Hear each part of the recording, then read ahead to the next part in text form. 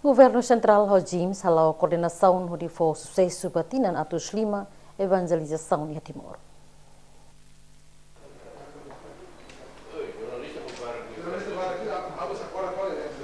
Ministro Coordenador dos Assuntos do Estado e Justiça no Ministro da Administração Estatal, Dionísio Babu, quinta-feira a sobre o presidente James Mariel Katiri, onde consulta com a preparação tinan atus lima evangelização deve ser realizada em enclave Cusi.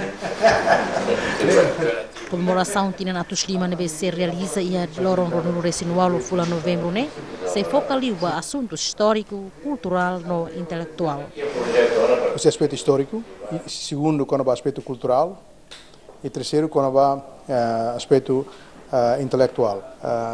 Também eu me consultou o senhor Dr. Maria Akatiri nessa mos ama ainda ba nação né a mim se discute liutang amo to equipe aí o recurso a mim se elabora a proposta de cooperação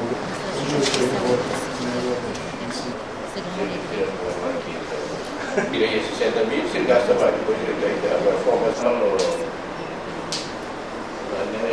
Importante agora é programa preliminar, programa Urugnia, para ideias, e tem que consolidar então ideias, né?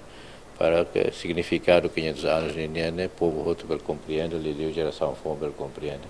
Também saída e celebra 500 anos. Comemoração batinan atus lima, além de halau e a região especial Ekusi, sei halau mos e a município Siracelo. Fátima Maia, Martinho Batista, a reportagem.